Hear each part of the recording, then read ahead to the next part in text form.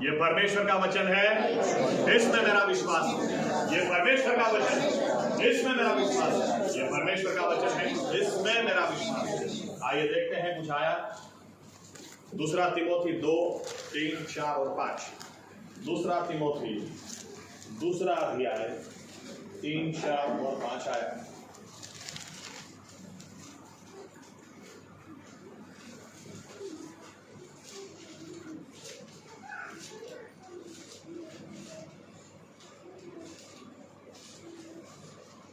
માટે ખ્રિસ્ત ઈસુના સારા સૈનિક તરીકે તું મારી સાથે દુઃખ સહન કર. યુદ્ધમાં જનાર કોઈ સૈનિક સાંસારિક કામકાજમાં ગૂંથાતો નથી કે જેથી તે પોતાના ઉપરી અમલદારને સંતોષ પમાડે. વળી જો કોઈ અખાડામાં હરીફાઈમાં ઉતરે તો નિયમ પ્રમાણે હરીફાઈ કર્યા વગર તેને ઇનામ મળતું નથી. आइए प्रार्थना करते हैं। हमारे जीवित परमेश्वर प्रभु यीशु मसीह, हम धन्यवाद देते हैं ये आज का दिन जो आपने हमें दिया है। हमें अनुग्रह दिया आपकी हजूरी में आने के लिए, हमें अनुग्रह दिया स्तुति आराधना करने के लिए। आपकी सन्मुख प्रभु यीशु मसीह आकर हमारे शरीरों के जीवित अर्पणों को चढ़ाने के लिए आपने सब कुछ स्वीकार किया है। और ये समय है जब हम आपकी हजूरी में हैं, आपकी आवाज सुनना चाहते हैं। हम आपसे विनती करते हैं प्रभु यीशु मसीह कि आप पवित्र आत्मा को हम पर उंडेल दें और पवित्र आत्मा में इस वचन की सच्चाई में लेकर जाएं, ताकि आज सच्चाई हमें मुक्त कर दे प्रभु यीशु मसीह। और मुक्त कर दे उतना ही नहीं, हम हमेशा मुक्त रहें। और इसके लिए इस वचन के उजियाले में चलने के लिए आप हम सभी की सहायता और मदद करें प्रभु यीशु। हमसे बात करें, हमसे व्यवहार करें। हमारी कमजोरी में आपकी सामर्थ्य को आप उंडेलें। हम अपनी नजरें आपकी ओर लगाते हैं। हमारे बोझ और हमारी चिंताओं के विषयों को जो हमारा ध्यान भटकाते हैं आपको दे देते हैं और एक मन से, एक चित्त से आपकी ओर नजर लगाकर प्रार्थना करते हैं। हमें ज्ञान, बुद्धि और समझ की आत्मा दें प्रभु यीशु। Give us a spirit of revelation and wisdom and understanding. हमारी आंखों को खोले ताकि आपको निहार सके, हमारे कानों को खोले ताकि आपका आवाज हम सुन सके। ये हमारी प्रार्थना प्रभु यीशु मसीह के नाम से करते, साथ में कहेंगे आमीन। धन्यवाद प्रभु यीशु मसीह। बैठ सकते हैं।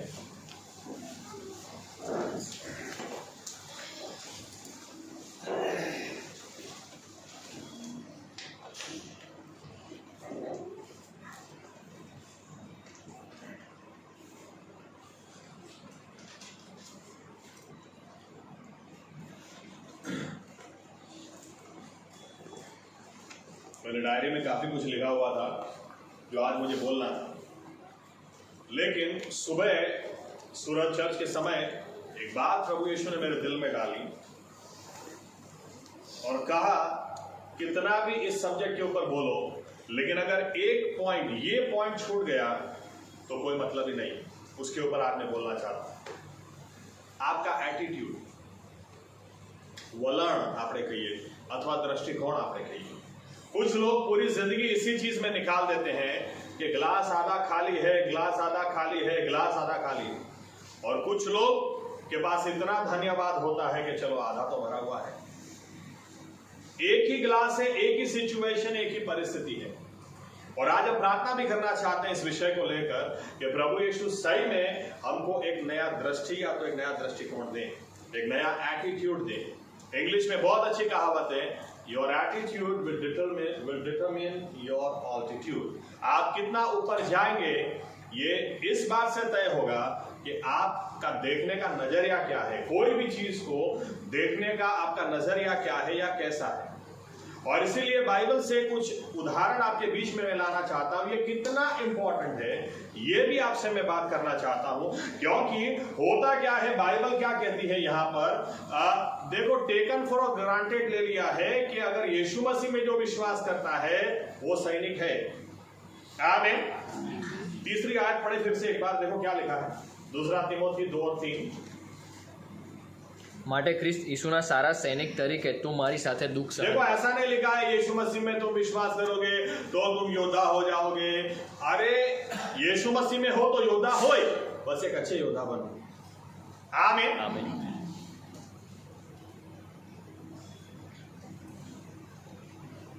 लेकिन मैं आपको 2 उदाहरण देता हूं जो देखे हुए हैं।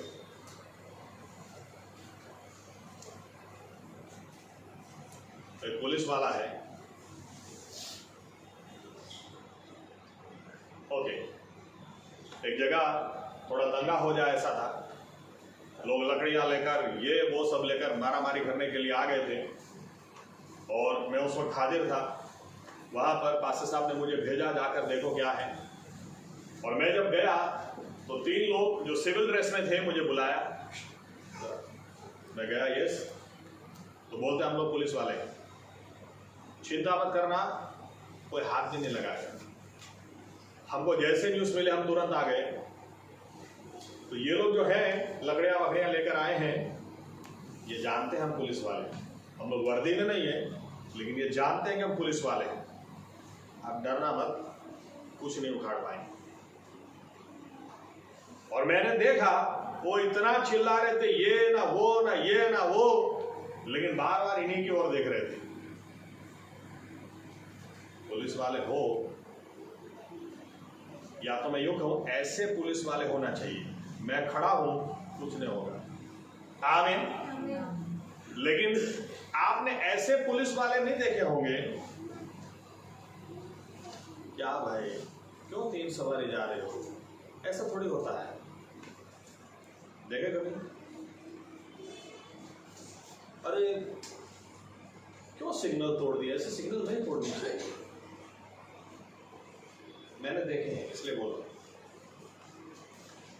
थोड़े टाइम पहले मैं हालोल जा रहा था, सिग्नल तोड़कर एक बहुत जवान लड़का लड़की इतने फुल स्पीड में आए एक्टिवा पे, मैं देख रहा हूं लेकिन मैं कुछ कर ही नहीं पाऊंगा क्योंकि मेरे ऐसे घुस गए, मेरे अगले टायर के साथ इतने जोर से टकराए, मैं पूरी बाइक लेकर ऐसे गिरा, मेरा मोबाइल जेब में था, वो गिर गया, स्क्रीन टूट गई।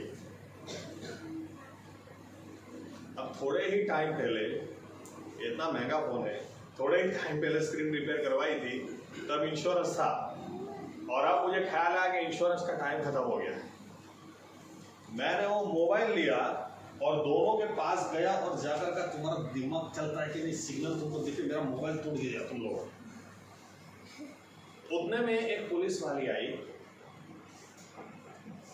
ऐसे मैं तो चल नहीं देखी क्या है पुलिस।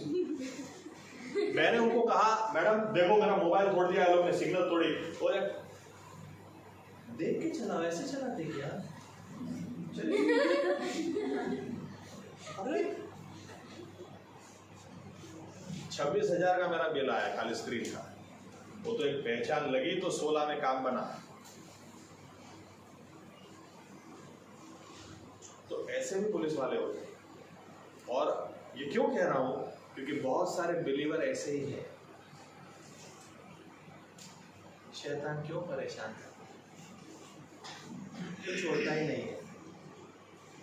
तकलीफ यहाँ पे, एटीट्यूड क्या है आपका, आपका दृष्टिकोण क्या है, आप आपके बारे में क्या मानते हैं, आप हैं कौन? वर्दी में होना पुलिस वाला तो उसको वर्ड होना चाहिए, उसको दम होना चाहिए, उसकी बात में उसको उधर ही बोलना चाहिए। क्या समझ रखा है, ऐसे सिग्नल तोड़ के तुम लोग जाओगे कुछ भी करोगे, चलो, ऐसा होना चाहिए। आमीन। बाइबल कहती है, हम लोग मार कहाँ खाते हैं, बाइबल क्या कहती है, क्या लिखा है, हम लोग सैनिक हैं, अच्छे सैनिक बनो। हमको यही नहीं पता है, चलो एक आयत देख लेते हैं। यहोशुआ और कालेब के बारे में एक बहुत अच्छी बात बाइबल में लिखी गई, इस विषय पर मुझे बोलना है। गिनती 14 नंबर्स 14 गणना 14 अध्याय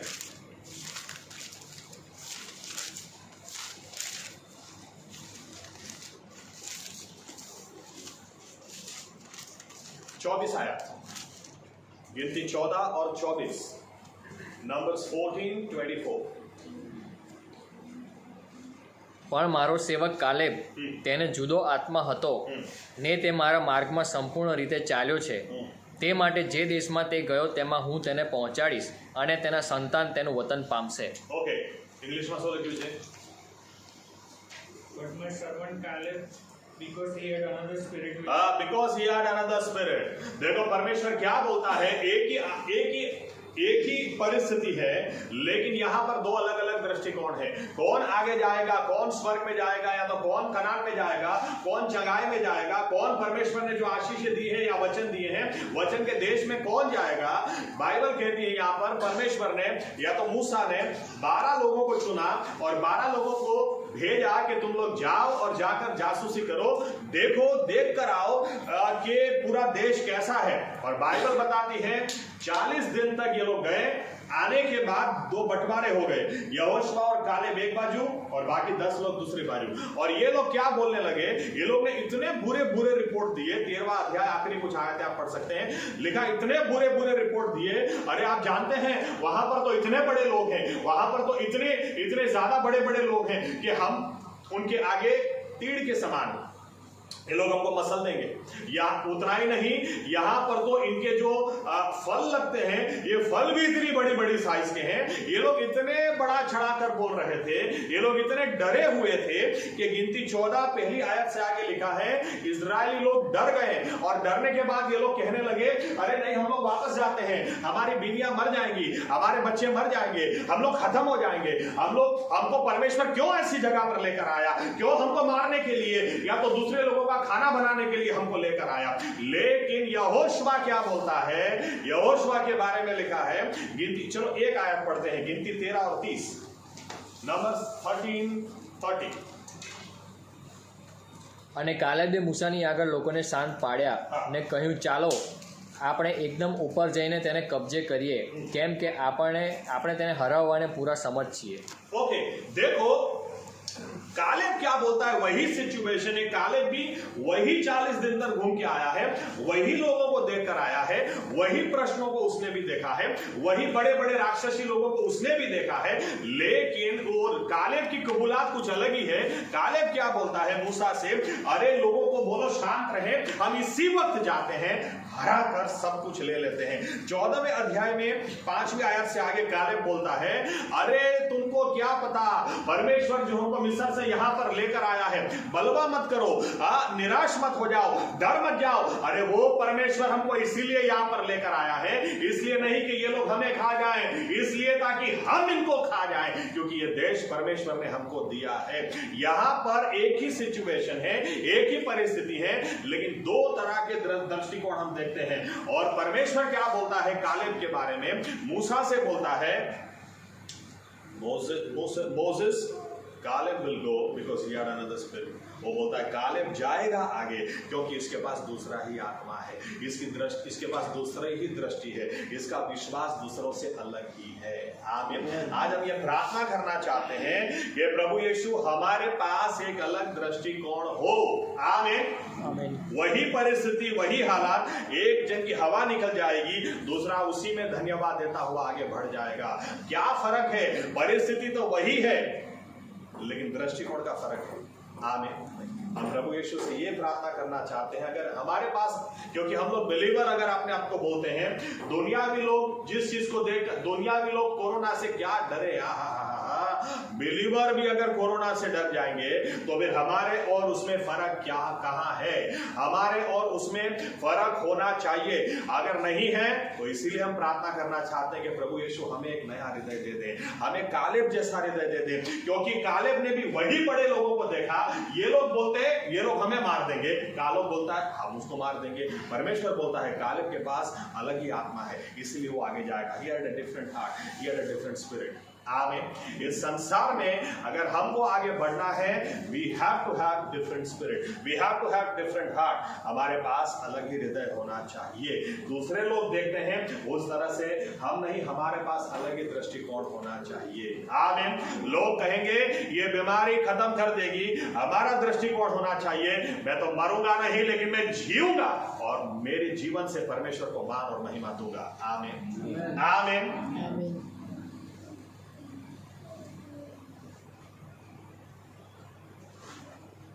इसीलिए this subject is very important. एकदम से परमेश्वर ने दिल में ये बात डाली, बिना इसके, without dealing with your heart first. हृदय अलग है ही नहीं, दृष्टिकोण अलग है ही नहीं, दृष्टि अलग नहीं, एटीट्यूड अलग नहीं, तो आगे नहीं जा सकते।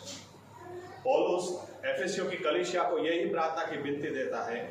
पढ़ते हैं, चलो बहुत इंपॉर्टेंट। एफएसी 1:17 से आगे पढ़ो। The book of efficiency chapter 1 versus 17 onwards.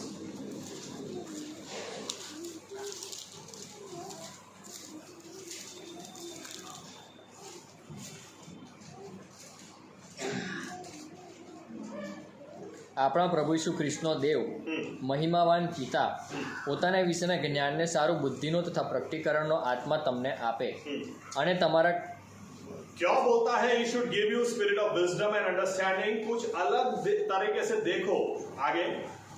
અને તમારા જ્ઞાન ચક્ષુ પ્રકાશિત તમારા થાય જ્ઞાન ચક્ષુઓ પ્રકાશિત કરે, જેથી તેના નોતરાની આશા સી છે, પવિત્રોમાં તેના વારસાના મહિમાની સંપત્તિ सी છે અને તેની મહાન શક્તિના સામર્થ્ય પ્રમાણે આ પણ વિશ્વાસ કરનારાઓમાં તેની શક્તિનું મહત્વ શું છે તે તમે જાણો। देखो इन शॉर्ट आगे आगे और एक आयत पढ़ ले। તેણે તે સામર્થ્ય ખ્રિસ્તમાં દેખાડીને તેને મોયેલામાંથી ઉઠાડ્યો। ओके, देखो पौलुस क्या कहता है कलीसिया से? मेरी तुम्हारे लिए ये प्रार्थना है। देखो बिलीवर्स लोगों के लिए लिख रहा है, मेरी ये प्रार्थना है कि तुम्हारी आंखें परमेश्वर खोलें, तुम्हें ज्ञान बुद्धि और समझ की आत्मा दे, ताकि तुमको ये समझ में आए कि हमारे जीवन में परमेश्वर ने कौन सी सामर्थ को उंडेला है। अरे उस सामर्थ को उंडेला है जिस सामर्थ से उसने पूरी दुनिया को बनाया, और वही सामर्थ से उसने यीशु मसीह को जिंदा किया, वही सामर्थ उसने हमारे भी जीवन में डाली है। आमीन आमीन। लेकिन पौलुस क्या कहता है? तुम्हारा ज्ञान चक्षु ओपन। आपको पता है यहूदी लोग, एक अच्छी प्रार्थना आपको देता हूं, बाइबल पढ़ने से कुछ नहीं मिलेगा अगर आपकी आंखें खुली ही नहीं। आमीन। यहूदी लोग क्या प्रार्थना करते हैं जब बाइबल पढ़ते ना? Open the eyes of my heart.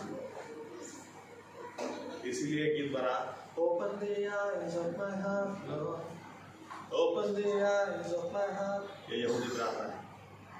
मेरी आंखें खोलो ताकि मैं देख सकूं, मेरी अंडरस्टैंडिंग को खोलो ताकि मैं समझ सकूं। आमीन आमीन। Caleb had a different spirit.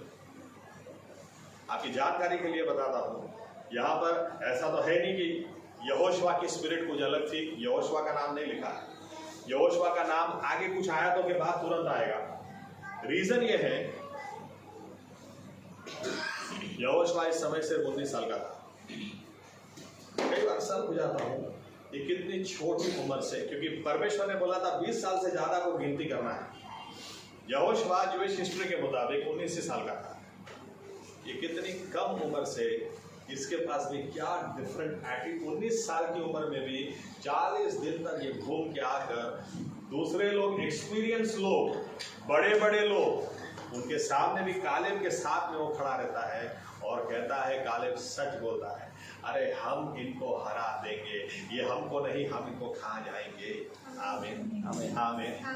We need, इस संसार में अगर हमको आगे बढ़ना है, हमको एक अलग दृष्टि चाहिए। प्रभु यीशु मुझे एक अलग हृदय दीजिए, मुझे इस एक अलग नजरिया मुझे दीजिए। आप देखिए थ्रू आउट द बाइबल, पहले पन्ने से आखिरी पन्ने तक कितने उदाहरण हमको मिलते हैं।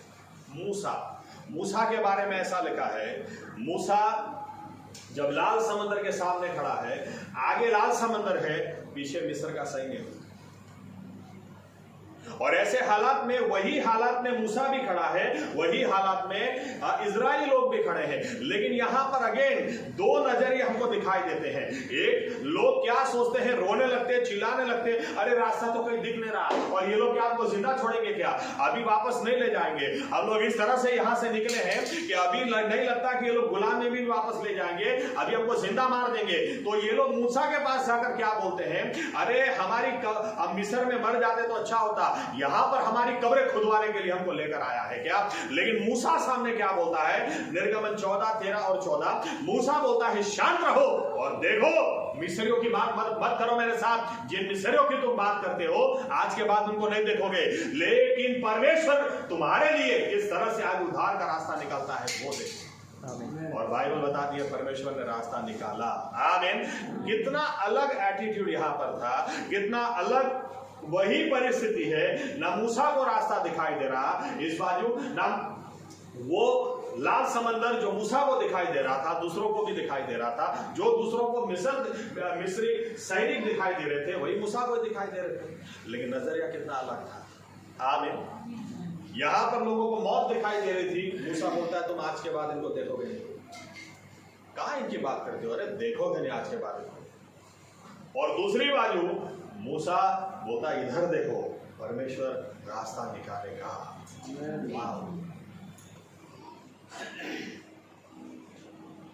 अच्छी तरह से पढ़ना। परमेश्वर ने पहले ही मूसा को बोल के रखा था, आज मैं कुछ ऐसा करूंगा कि पीढ़ियों की पीढ़ियों मुझे याद रखेंगी, पीढ़ियां याद रखेंगी।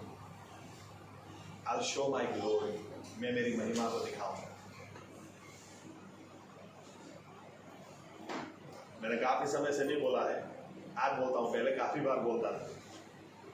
देखो, हमारा हरेक का जीवन इतना यूनिक परमेश्वर ने बनाया है। कुछ बातें हमारे हाथ में रखी हैं। हमारी एक जिद होनी चाहिए, प्रभु यीशु मुझे अपना जीवन ऐसा बनाना है। जॉन वेस्ली की किताब पढ़ो, अरे मेरे बारे में भी कोई किताब लिखे, मेरी भी कोई किताब पढ़े, मेरे जीवन से भी आपकी महिमा हो। आमीन आमीन। मुझे जॉन वेस्ली जितनी बड़ी किताब नहीं चाहिए, लेकिन 50 पन्ने की भी एक गवाही हो गई। प्रभु यीशु कर सकते हैं। आमीन। यहां पर देखिए, यहां पर भी दो नजरिए हैं। आपके जीवन में बड़ी समस्या आ जाए ना, तो बड़ी समस्या आने से बड़ी उदासी नहीं आने देना। आपका नजरिया अगर अलग रहेगा, एक अलग स्पिरिट परमेश्वर से मांगा होगा, तो आपको और भी एक्साइटमेंट बढ़ेगा। आज दूसरे लोग कहेंगे ये तो बहुत बड़ी समस्या आ गई, और आप कहोगे, तुम सोचो बेटा, अगर समस्या इतनी बड़ी आई है तो गवाही कितनी बड़ी आएगी। अगर समस्या ही इतनी बड़ी आई है, तो जब परमेश्वर उतर आकर इस परिस्थिति से मुझे बाहर निकालेगा, तो दूसरे लोगों के जीवन में भी परमेश्वर की महिमा हो जाएगी। आमीन आमीन आमीन। और हो ही गई।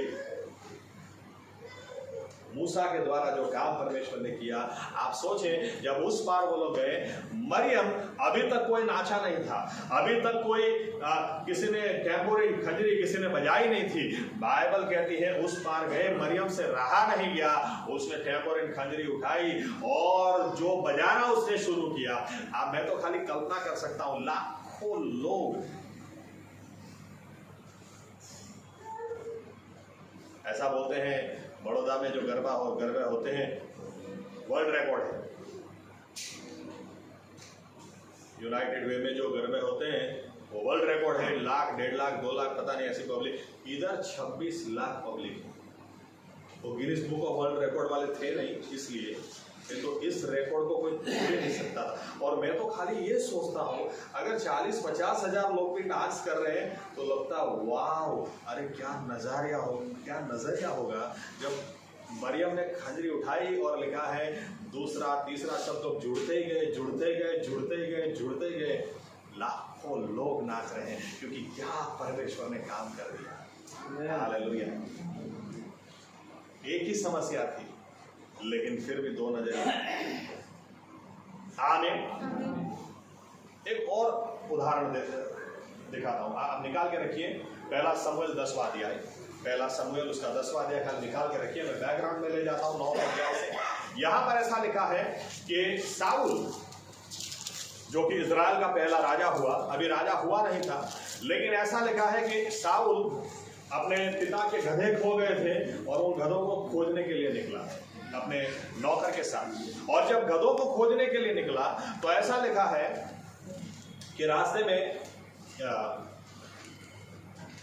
एक जगह ऐसी आई जहां पर वो अपने नौकर से बोलता है, क्या करें, इतने महीनों से खोज रहे हैं, गधे तो मिले नहीं रहे। तो उसका नौकर बोलता है कि यहां पर एक शमूएल परमेश्वर का नबी है, परमेश्वर का प्रबोधक है, सेवक है, उसके पास जाते हैं। वो बोल देगा, उसको परमेश्वर दिखाता है, वो बोल देगा कि गधे किधर है। अब आप अच्छी तरह से पढ़ना, मुझे बहुत अच्छा लगता है। ऐसा लिखा है कि साउल बोलता है, लेकिन परमेश्वर के दास के पास खाली हाथ कैसे जा सकते हैं।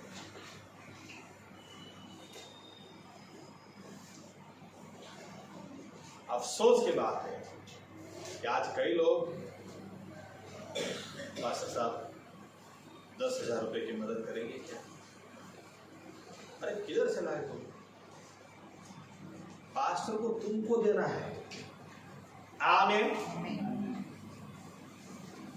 यहां पर ऐसा लिखा है, शाऊल इस बात को अच्छी तरह से जानता था, अगर जेब में पैसा नहीं तो पास्टर के पास, नबी के पास जाना भी नहीं, क्योंकि उसके पास हमेशा कुछ लेकर जाना चाहिए। कितना मान, कितना सम्मान था। आमीन आमीन। नौकर बोलता है तुम्हारे पास कोई पैसा नहीं तो कोई बात नहीं, मैं पैसा देता हूं, घर जाएंगे तो मुझे पैसा दे देना। गए। अब इस बाजू परमेश्वर शमूएल से बोलता है, सामने से जो आ रहा है वो इजराइल का पहला राजा है, और इधर से आदमी अपने बाप के गधों को ढूंढने के लिए जा रहा है। और जब वहां पर पहुंचता है, शमूएल सीधी बात करता है, चिंता मत करो, तुम्हारे पिता को गधे मिल गए, तुम बैठो इधर मेरे साथ खाना खाओ। और फिर उसको बताया जाता है कि तुम इजराइल के पहले राजा बनोगे, परमेश्वर ने तुम्हें चुना है। शाऊल का दिमाग हिल गया, वो मैं राजा कैसे हो सकता हूं? मैं राजा हो ही नहीं सकता, क्योंकि मेरा घराना बहुत छोटा है। देखो यहां पर मेंटालिटी इश्यू था, क्योंकि बाप के गधों को खोजने निकलने वाला आदमी राजा कैसे हो सकता है? आमीन। जैसे मैंने कहा, बाइबल क्या कहती है, इंसान जैसा सोचता है वैसा वो है। नीति वचन 23:7, as a man thinketh so is he. आप पुलिस वाले हैं,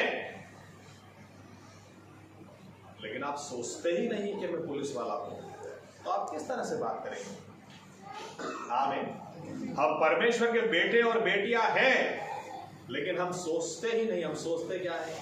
और या तो हम लोग सैनिक हैं परमेश्वर के राज्य के अंदर, लेकिन हम लोग सोचते क्या है? अपने आप को इतना कमजोर, मेरा तो कुछ नहीं हो सकता, कितनी प्रार्थना करो मेरा कुछ नहीं हो सकता।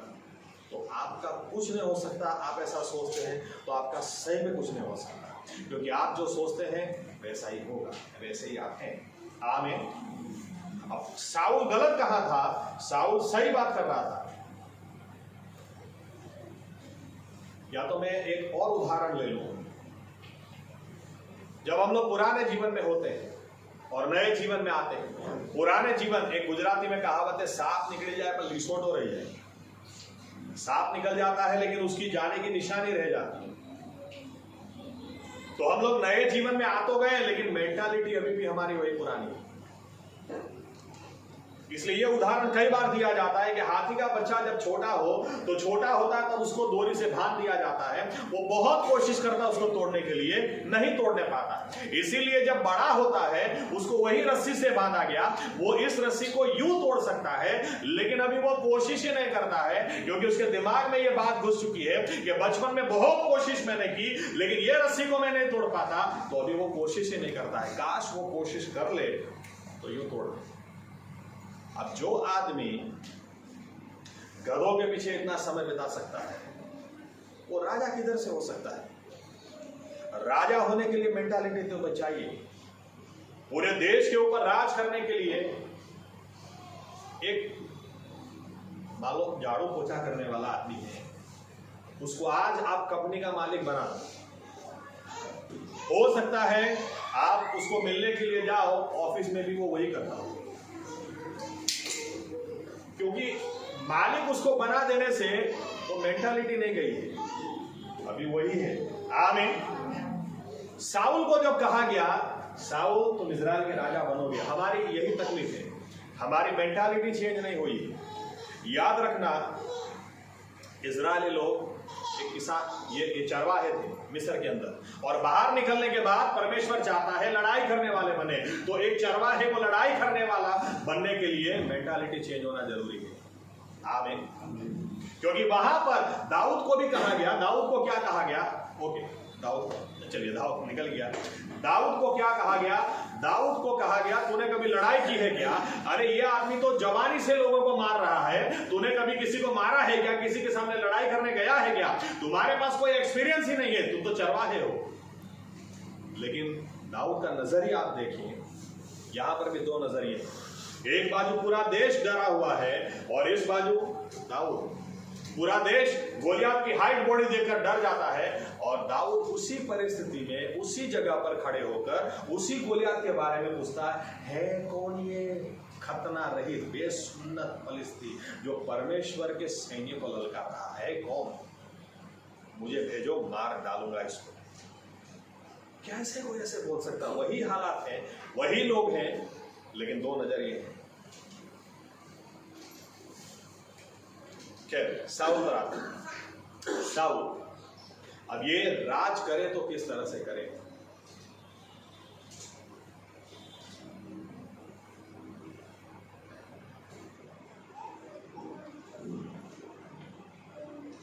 अब हो सकता है पुराने जीवन में आप दारू बहुत पीते थे। मेरा उदाहरण मैं देता हूं, हमेशा पीकर ही बात करने की आदत हो। अब एक उदाहरण याद आया। एक गांव में मैं गया मीटिंग लेने के लिए, तो मैंने पूछा कि मीटिंग कब स्टार्ट होने वाली है। मुझे बोलना था उधर मीटिंग कब स्टार्ट होगी, तो मुझे कहा गया कि वो कीबोर्ड प्लेयर आ रहा है, उसके बाद स्टार्ट करते हैं। मैंने कहा अच्छा। अब कीबोर्ड प्लेयर आया तो कैसे?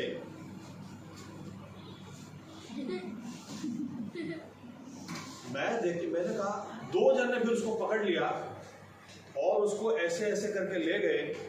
आप मारोगे नहीं, उसको खड़े रहने का होश नहीं, लेकिन कीबोर्ड पे हाथ रखा, उसके बाद क्या प्लेइंग, और बाप। खैर मैं ये सोच रहा था इतना पिया हुआ आदमी चर्च में बजाता, चर्च में कैसे बजाने दे सकते हैं इसको? लेकिन इसके हाथ फिर मुझे बोलते हैं, मैंने कहा क्या है तो उसका ऐसा ही, उसको कितना भी पिया हुआ हो, कीबोर्ड पे उसके हाथ लग गए, फिर खत्म हुआ। और मैं वही देख रहा था, मैंने कहा ये होश में कभी इतना अच्छा बचा सकता है क्या? तो बोलते नहीं, होश में होगा तो नहीं, होश में होता ना तो उसकी उंगलियां कांपती पीने के बाद। यस, अब ऐसा आदमी उधार पाएगा। ऐसे आदमी को आप बोल दो चलो आपको प्रीचिंग करना है, अरे वो ही नहीं खुलेगा। पुराना जीवन कहीं ना कहीं आपके ऊपर असर करेगा, मेंटालिटी असर करेगी। सबसे पहले तो यही कि ये लोग जिनके सामने मैं शराब पीकर बजाता था, अब कैसे बोलूं इनके सामने अपना मुंह कैसे खोलूं, इनके सामने किस तरह से मैं बोलूं? साउल जो ये मानता था मैं सबसे छोटे घराने का हूं, मैं सबसे छोटे बिन्यामीन के कुल का हूं, सबसे छोटा है, और उसमें भी मैं सबसे छोटे घराने का, मैं राजा कैसे हो सकता? पता हम लोग कई बार अपने आप को इतना छोटा समझते हैं। मैं कैसे प्रीचिंग कर सकता हूं? मैं कैसे दुष्ट आत्मा निकाल सकता हूं? मैं कैसे विश्वास करूं कि मैं प्रार्थना करूंगा परमेश्वर जवाब देगा? मैं कौन? लेकिन अगर परमेश्वर ने चुना है तो देखिए क्या होता है। साउल को भी यही प्रश्न है, मैं राज नहीं कर सकता, मैं तो बहुत छोटे घराने का, बहुत छोटा आदमी। शमूएल ने क्या कहा? 2 आयत पढ़ते हैं, चलिए। पहला शमूएल 10वां अध्याय 6ठी आयत।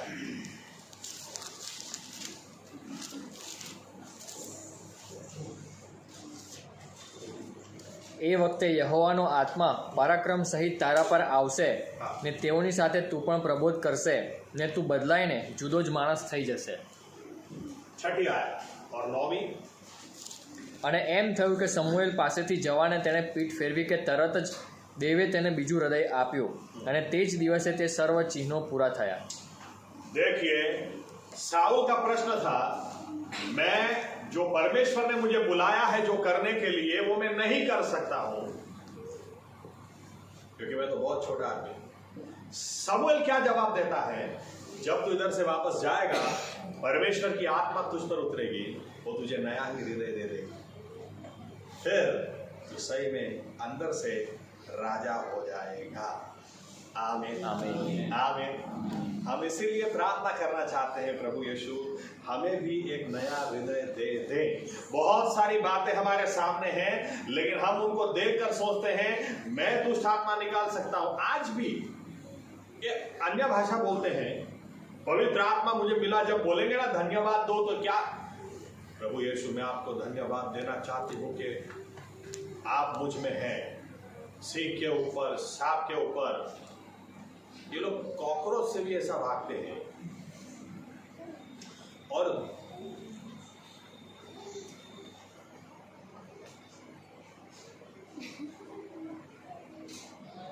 दुष्ट आत्मा निकालने की बारी आए। कभी मैं सही में सोचता हूं कि चर्च में किसी को पकड़ के लाऊं मैं और आपको बोलूं चलो निकालो, बहुत आसान है। लेकिन आपकी मेंटालिटी क्या है? वो मुझे मारेगा या शैतान तू मुझे हाथ ही नहीं लगा सकता, मुझ में जो है तुझसे बड़ा है। आमीन आमीन आमीन। सुबह 3:30 बजे एक बार एक व्यक्ति ने मुझे फोन किया और कहा, पास्टर साहब मेरे हस्बैंड के लिए प्रार्थना करो। मैंने कहा क्या हो गया?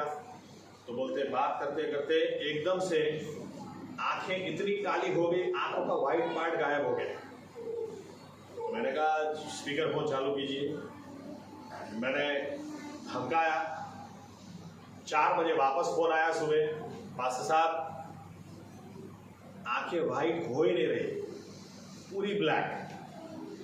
मैंने कहा कोई बात नहीं, चिंता मत करो। और वो सामने से बोल रहा है तो कुछ भी कर ले, मैं जाऊंगा नहीं। मैंने कहा मैं आऊंगा सुबह, तुझे जाना तो है। तो मैंने चर्च के 2-3 लोगों को फोन किया, देखो ऐसा ऐसा हुआ है, चलो।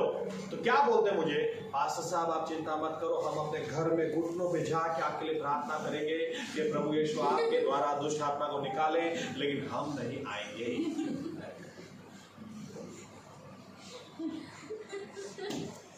ये सच्चाई है इस बात में।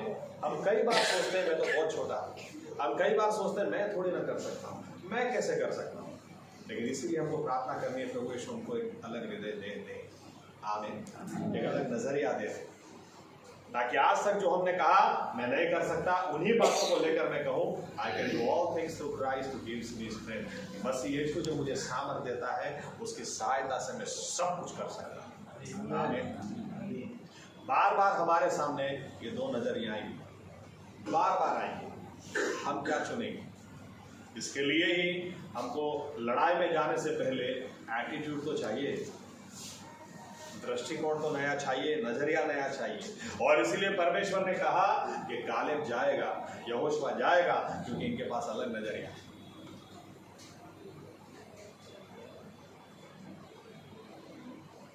बाइबल कहती है लड़का मर गया, सुनामी भाई, इसका लड़का मर गया। ऐसा लिखा है ये तुरंत एलीशा को ढूंढने के लिए निकली। जब ये एलीशा को ढूंढने के लिए निकली, इसका हस्बैंड दूर से देख के हस्बैंड उसको पूछता है, अरे कहाँ जा रहे, कुछ गड़बड़ तो नहीं है, क्या है? क्योंकि ऐसे कभी जाती नहीं थी घर से। तो हस्बैंड को क्या बोलती है? It is well. अरे किधर से वेल? लड़का मर गया है। लेकिन वो क्या बोलती है अपने हस्बैंड से? It is well. एलीशा को जाती है ढूंढने के लिए। एलीशा, मैंने तुमको बोला था ना बुढ़ापे में बच्चों की बात मत करना। देखो मेरा हस्बैंड बूढ़ा था, वाइफ जवान थी, मर गया मेरा लड़का। एलीशा आके जिंदा करके वापस दे दिया, क्योंकि जाने से पहले बोलती है इट इज वेल, सब अच्छा है। हस्बैंड को बोलता है चिंता मत करो, सब अच्छा है। अरे लड़का मर गया हो तब कोई कैसे बोल सकता है सब अच्छा है? मैं सही में कहना चाह रहा हूं, इस प्रेयर को आप सीरियसली ले लें कि प्रभु यीशु मुझे एक नया हृदय दे। आमीन। जो परिस्थिति और हालात से दूसरे लोग डरते हैं, वही परिस्थिति और हालात में हम कहेंगे अरे इसको तो कुचल के मैं निकल जाऊंगा। यहां से परमेश्वर बड़ी गवाही खड़े करेगा और मेरे जीवन से उसको मान और महिमा मिलेगी। ऐसा वही बोल सकता उसके पास जिसके पास अलग दृष्टि है, अलग हृदय है। आमीन। मैं जानता हूं डिप्रेशन क्या है, क्योंकि मैं डिप्रेशन में था। मैं जानता हूं खुदकुशी करने की इच्छा कब होती है, क्योंकि मैंने की थी। मैं उन हालात से भी निकला हुआ हूं जहां पर आपको गुदगुदी करे तो भी आपको हंसी नहीं आए।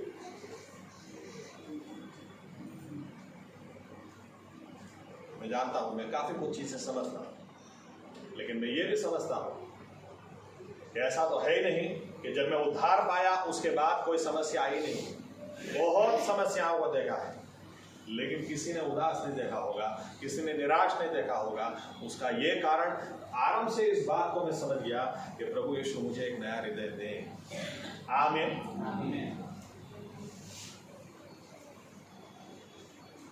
कितनी बार पहले ऐसे होता था, जेब में पैसा ही नहीं, लेकिन प्रभु यीशु ने ऐसा ही नहीं कि मेरे जीवन में, मेरी फैमिली में भी ऐसा काम किया। अब अगर पैसा ना हो तो वाइफ भी सामने से बोलती है खाली, एकदम खाली हो। Praise the Lord. लगता है प्रभु यीशु भरने वाले हैं, भरने से पहले खाली किया है। तो आमीन। और होता ही है। आपका एटीट्यूड क्या है? कभी हमारे बीच ऐसी बात नहीं हुई, आपकी गवर्नमेंट जॉब थी, आपको नहीं छोड़नी चाहिए थी, क्यों छोड़ा? आज गवर्नमेंट जॉब होती तो गाड़ी होती, पैसा होता, ये होता, वो, कभी एक बार भी।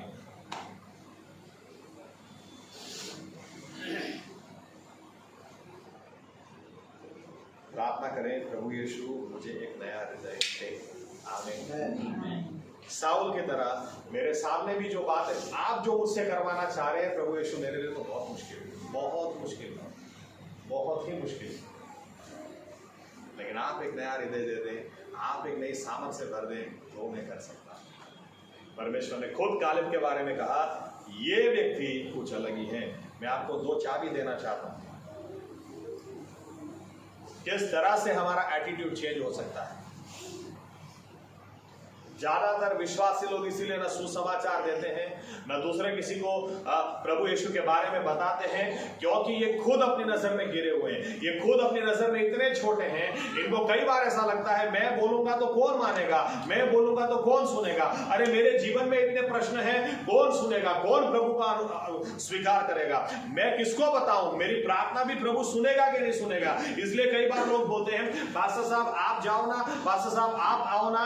लेकिन जिस दिन आपने ये प्रार्थना कर दी ना, मुझे नया हृदय दे दो प्रभु यीशुआ, क्योंकि मेरा इस्तेमाल करो, मेरे जीवन से आपको महिमा मिले, तो जरूर आपको देगा। आपकी प्रार्थना जवाब लेकर आएगी। आपके लिए जो नामुमकिन होगा, मुमकिन होकर रहेगा। और परमेश्वर की गवाही आपके लिए एक दिन यही होगी, ये आदमी बहुत आगे जाएगा, because he had different spirit, he has different spirit. इसके पास अलग ही आत्मा है। आमीन।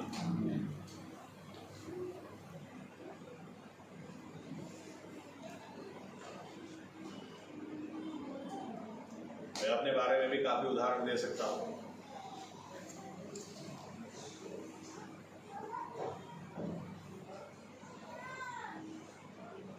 बड़ौदा, मैं यूं कह दूं, बड़ौदा जब मैं रहने के लिए आया, या तो हम लोग रहने के लिए आए, उसमें से अभी यूं कह सकता हूं फिलोमिना बहन है, जास्मिन बहन, उनका परिवार है।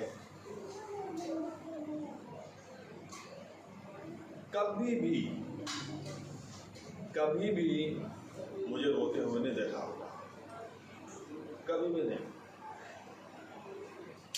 कभी भी मुझे ऐसा बोलते हुए नहीं सुना होगा, ये ऐसा हो गया ना, वो ऐसा हो गया, क्या करूं, कभी भी नहीं। यहां तक कि कितनी मुश्किल से नया मोबाइल खरीदा था, सूरत में बस में चढ़ रहा था, मोबाइल जेब से निकाल लिया किसी ने, 1 महीना शायद इस्तेमाल किया था, नया मोबाइल गया। चर्च में आके बाद में मैं क्या बोल रहा हूँ पता है, थोड़ा ताली बजाओ, गीत गाओ जोर से। चर्च खत्म होने के बाद मैंने सोहन अंकल से कहा, बीच में मैंने कहा, चर्च खत्म होने के बाद सोहन अंकल मुझे बोलते, पास्टर साहब वो नया वाला, मैंने कहा वो गया। अरे आपके चेहरे से तो लग ही नहीं रहा, तो किधर से लगेगा? मोबाइल ज्यादा इंपॉर्टेंट है, मोबाइल दूसरा भी आएगा, लेकिन उसके लिए मैं वो तो नहीं सकता ना, मुझे लोगों को एनकरेज करना है। आमीन। अब सस्ता वाला इस्तेमाल करना कोई बात नहीं, लेकिन मोबाइल के लिए मैं रोने बैठूं क्या? जीवन में बहुत कुछ करने के लिए। आमीन। सही एटीट्यूड हमें चाहिए। नेक्स्ट संडे में आपसे बात करूंगा, क्योंकि ये मुद्दा परमेश्वर ने डाल दिया, किस तरह से हम चेंज करें। लेकिन आज 2 चाबी देता हूं आपको। सबसे पहली चाबी, जिनका भी उदाहरण मैंने आपको दिया, सभी के पास एक अलग नजरिया था, क्योंकि ये ऐसे लोग थे जो परमेश्वर के साथ समय बिताते थे। आमीन। आमीन। आप ज्यादा से ज्यादा समय, क्योंकि कहावत है, a man is known by the company that he keeps. आप जिसकी संगति में रहेंगे वैसे ही आप हो जाएंगे। आप उदास व्यक्ति के साथ रहें, गमगीन व्यक्ति के साथ में रहें, आप भी गमगीन हो जाएंगे। आप खुश और आनंदित व्यक्ति के साथ रहें, आप भी वैसे हो जाएंगे।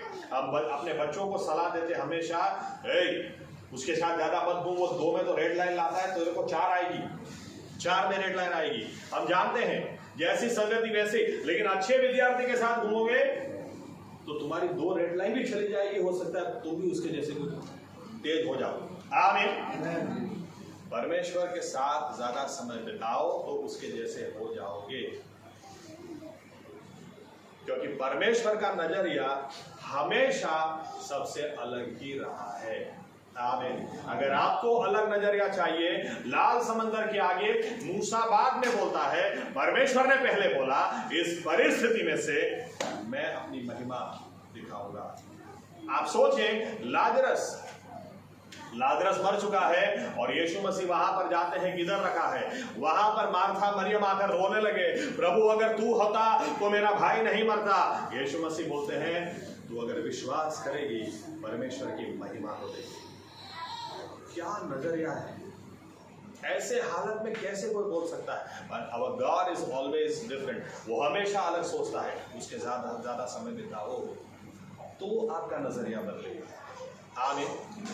मूसा बार बार परमेश्वर की हजूरी में जाता था। ये परमेश्वर की हजूरी के लिए इतना भूखा था कि निर्गमन 32 में लिखा है कि परमेश्वर को उसको बोलना पड़ा 40 दिन के बाद, अरे मूसा नीचे जा, तेरे लोगों ने पाप किया है। मूसा ऐसा नहीं, अगर हम होते तो जैसे 40 दिन के उपवास करते हैं ना लोग, 6 बजे का क्या टाइम ये लोग ध्यान में रखते हैं। अच्छा अब 1 घंटा 10 मिनट और 10 सेकंड बाकी है, उसके बाद खाना है। कैसा फास्टिंग रखते हैं कि इनका ध्यान टाइमिंग में ही रहता है। एक बार एक सेवक मेरे घर पे आए तो मैंने कहा आप खाना खाएंगे?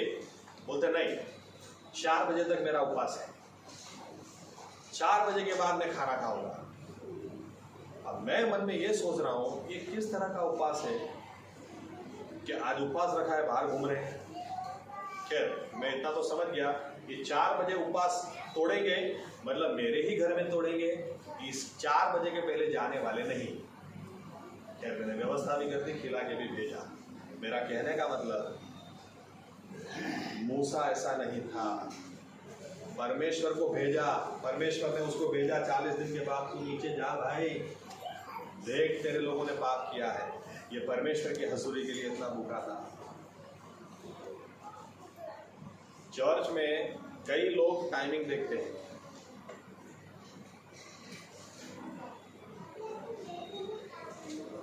कई लोग, आज पास्टर साहब ने कुछ लंबा बोल दिया, ऐसा नहीं। कई चर्च में तो हमने देखा हुआ है, चर्च के लोग पास्टर को दिखाते हैं। हाँ ओके चलो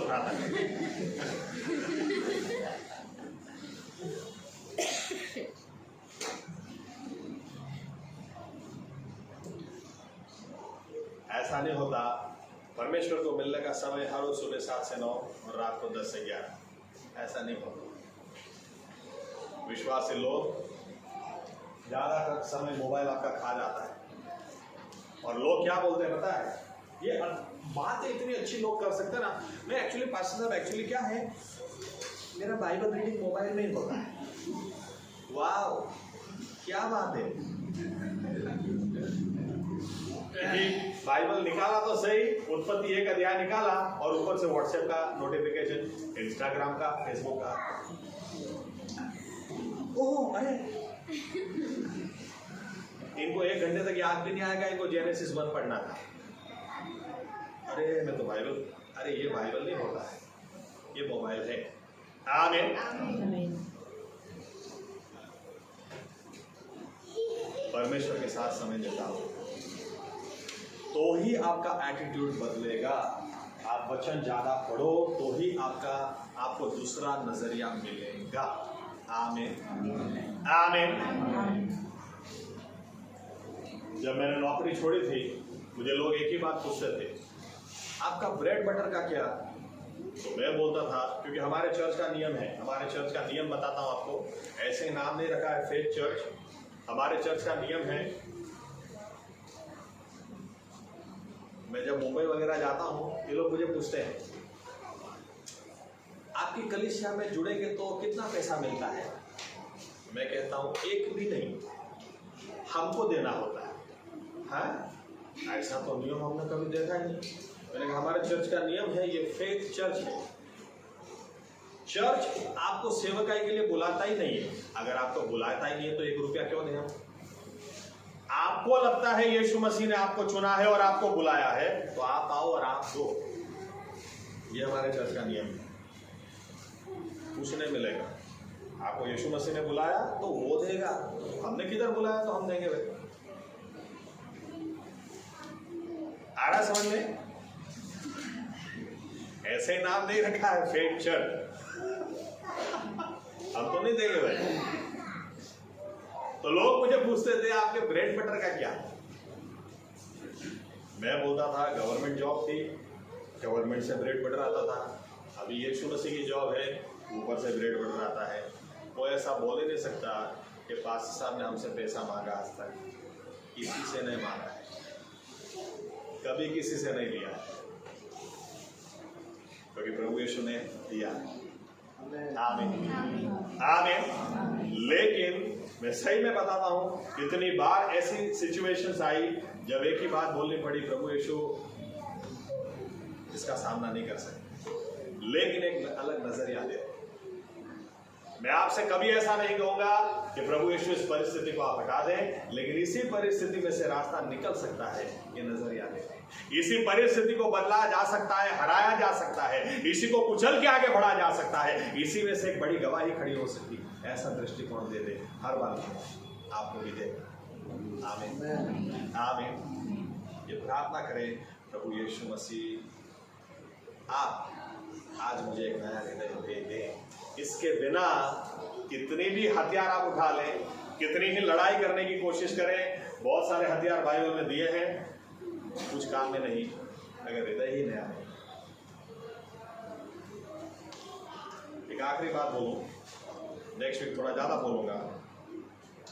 अब अगर यहां पर निर्गमन 13-14 में, क्योंकि कालेब के पास नया हृदय है, लोगों के पास नहीं, इन्होंने मूसा को ही मारने के लिए पत्थर उठा लिए। अब अगर नया दृष्टिकोण है ही नहीं, नया नजरिया, दूसरा नजरिया है ही नहीं, तो होगा क्या? हम एक दूसरे को ही मार काट खाएंगे। यही भूल जाएंगे कि हमको एक दूसरे को नहीं मारना है, एक दूसरे के साथ होकर हमको शैतान को मारना है, हराना है। आमीन। यीशु मसीह, ये बात बोलकर मैं खत्म करता हूं। बाइबल अच्छी तरह से पढ़ेंगे। इंग्लिश में रिक्लाइनिंग शब्द बार बार इस्तेमाल किया गया है। गुजराती में मुझे ध्यान में नहीं है क्या शब्द है, लेकिन इतना तो है, गुजराती अनुवाद से क्लियर नहीं होता पिक्चर। अब हमको ये प्रश्न होना चाहिए, बाइबल बताती है यीशु मसीह खाना खा रहे थे और एक औरत आई और एक औरत ने ऐसा लिखा, वो उसके आंसू प्रभु यीशु के पैर के ऊपर गिर रहे थे और वो बाल से प्रभु यीशु के पैर को साफ कर रही थी। अब बाइबल पढ़ो तो थोड़ा सोचो, क्वेश्चन करो, प्रश्न करो। अब अगर नीचे बैठ के खा रहे थे तो हम जैसे ऐसे पैर मोड़ के खाते हैं, पलाटी मारी ना, आपने गुजराती में कहिए, अगर इस तरह से खाते तो पैर के ऊपर से आंसू कैसे गिरा जा सकते हैं, कैसे इसको साफ किया जा सकता है? और उस जमाने में टेबल कुर्सी तो थे नहीं। आमीन। यहूदी लोग ने एक तरीका खाने का निकाला था जिसके बारे में, जिसको बाइबल बताते रिक्लाइनिंग मतलब मान लो मैं आपके घर में खाना खाने के लिए आऊं और आके सीधे ऐसा लंबा हो जाऊं, लाओ खाना, आप क्या सोचेंगे? पास्टर साहब को यार मैनर्स है कि नहीं, ऐसे कोई थोड़ी यार लेट जाता है किसी की घर आके। लेकिन यहूदी लोग इसी तरह से खाते थे, लहर थी, अगर लहर थी, जमीन के ऊपर खाना रखने का और फिर पूरा लेट जाने का और ऐसे लेटे लेटे खाने का। ये लोग ने एक चीज ढूंढ निकाली थी, इस तरह से खाना खाना बताता है। हम लोग मिस्र से बाहर निकले हुए लोग, हमको परमेश्वर ने छुड़ाया, छुटकारा दिए हुए लोग। हम किसी के बंधन में नहीं, हम किसी के बात की सुनते नहीं। आसमान और पृथ्वी को बनाने वाला ये हमारा परमेश्वर है। आमीन। और इसलिए यीशु मसीह भी इसी तरह से खाते थे, और इसीलिए आप अगर लेट के इस तरह से खाएंगे तो आपके पैर खुले रहेंगे। वहां पर ये औरत आंसू गिरा रही है, अपने बाल से प्रभु यीशु के पैर पोंछ रही है। लोग यहां पर भी दो नजरिए, लोग क्या बोलते हैं, अगर काश यीशु को पता होता ये कितनी पापी है तो उसको लात मार देता। यीशु मसीह बोलते हैं, काश तुमको ये पता होता जिसके ज्यादा गुनाह माफ होते हैं वो ज्यादा प्यार करता है। सिमोन, मैं तुम्हारे घर में आया तब से तुमने हाथ धोने को पानी भी मुझे नहीं दिया, लेकिन ये औरत जब से आई है, क्योंकि इसके गुनाह माफ हुए हैं, ये मुझसे बहुत प्यार करती है, इसलिए अपने आंसू से, अपने बाल से मुझे मेरे पैर वो पोंछ रही है। मैं सही में कहना चाह रहा हूं, आत्मिक जीवन में बिना नए नजरिए आप आगे बढ़ नहीं सकते। इसीलिए हम प्रार्थना करना चाहते हैं, प्रभु यीशु मुझे एक नया हृदय दे। आमीन। और मैं साउल की तरह, मेरे सामने जवाबदारी बहुत बड़ी है, मैं इस हालात में उसको अदा नहीं कर सकता, अपनी ताकत में उसको अदा नहीं कर सकता, लेकिन आप मुझे एक नई आत्मा से भर दें, आप मुझे एक नया हृदय दे दें, तो मैं सब कुछ कर सकता हूँ। आमीन। आइए अपनी जगह खड़े करें।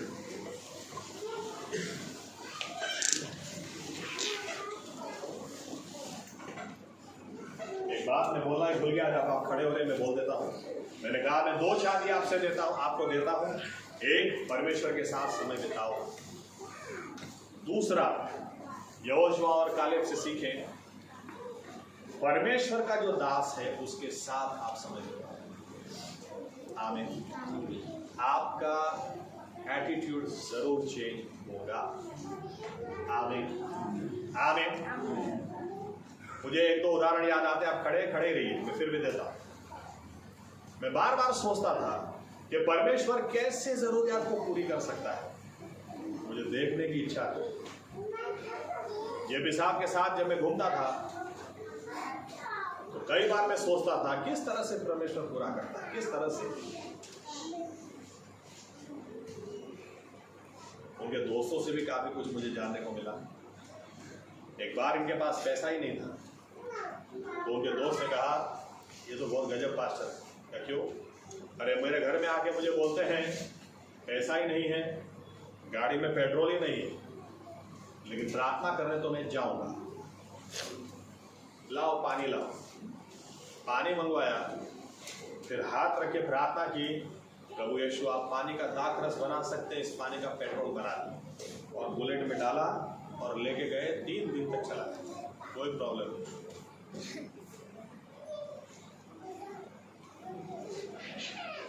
खैर, इन्होंने मुझसे आकर कहा यार प्रार्थना करना,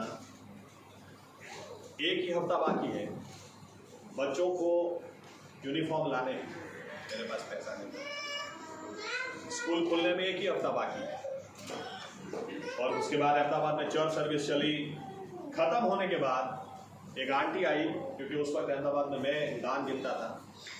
एक आंटी आकर मुझे बोलती है ये पैसा आपको पास्टर साहब को दे देना, जल्दी मैं निकलती हूँ, मेरे को काम है। पास्टर साहब तो बात करने लगे दूसरे लोगों। मैंने कहा क्या है, लेकिन ये तो बोलिए। बोले 10,000 रुपये है, और पास्टर साहब को बोलना उनके लिए नहीं है, उनको जब भी मैं देती हूँ ना वो चर्च में दे देते, ये उनके बच्चों के लिए।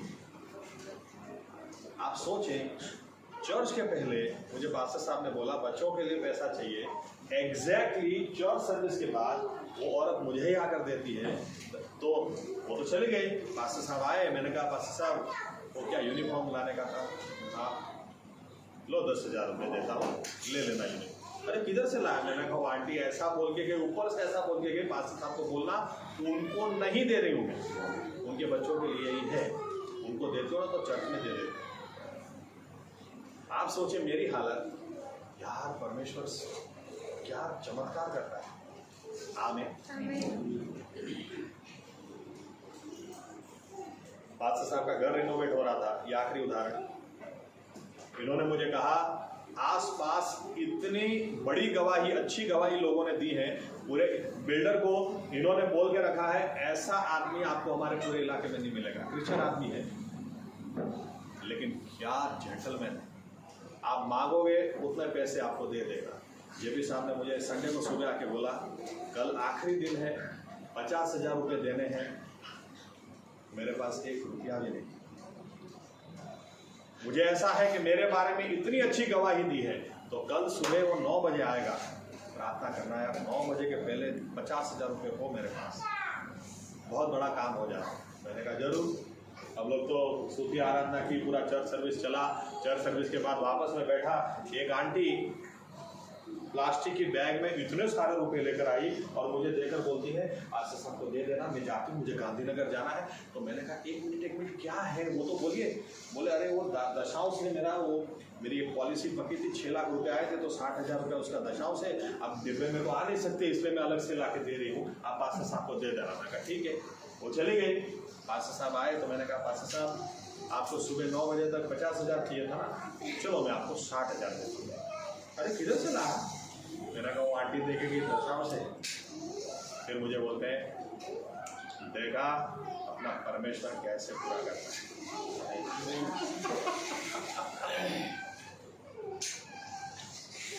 नजरिया अलग होगा तो नबी 10,000 मिले, गोपाल भाई 15,000 आप जाएंगे।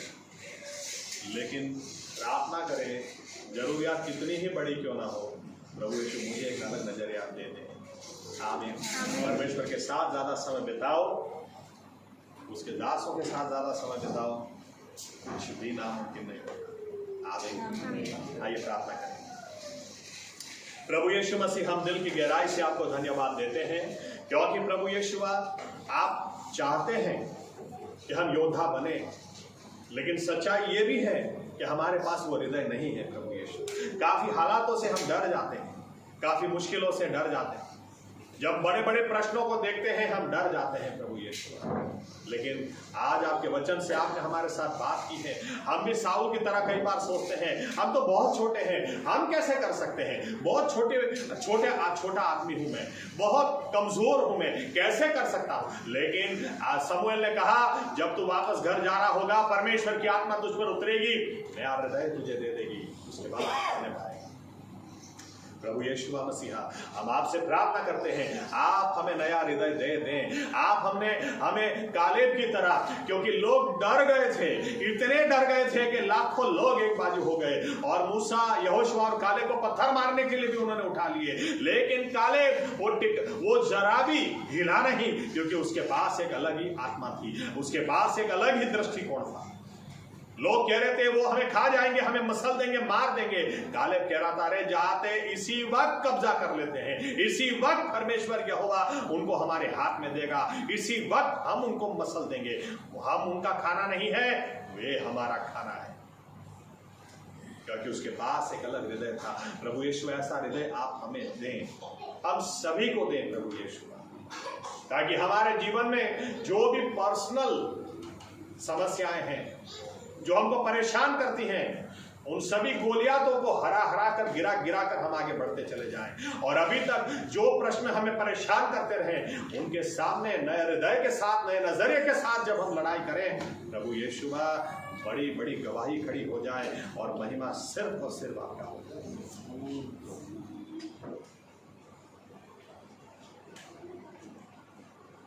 हम सभी की ये प्रार्थना है, इसी वक्त प्रभु यीशु मसीह हमें एक नया हृदय दे दें,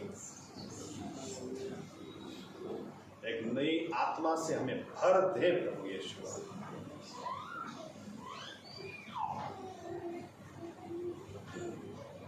और हमेशा हमारा नजरिया सही रहे, इसके लिए हम आपके साथ ज्यादा समय बिताएं और आपके सेवकों के साथ ज्यादा समय बिताएं, हमारी सहायता और मदद करें, ताकि जैसा आप चाहते हैं वैसे हम हो जाए। ये प्रार्थना प्रभु यीशु मसीहा के नाम से हम करते हैं, आमीन। ओ आकाश माना हमारा बाप, तुम्हारा नाम पवित्र मनाओ, तुम्हारा राज्य आओ, जय आकाश माना, पृथ्वी पर तुम्हारी इच्छा पूरी था, દિવસની અમારી રોટલી આજ તમે અમને આપો અને જેમ અમે અમારા ઋણોને માફ કર્યા છે તેમ તમે અમારા ઋણો અમને માફ કરો પરીક્ષણમાં પણ બુરાઈથી અમારો છૂટકો કરો કેમ કે રાજ્ય તથા પરાક્રમ તથા મહિमा सर्वकाल सूर्य तुम्हारा है आमीन। अब प्रभु यीशु मसीहा का अनुग्रह हम सभी के साथ में हमारी आत्माओं के साथ आज से लेकर हमेशा तक बना रहे आमीन। धन्यवाद प्रभु यीशु मसीहा।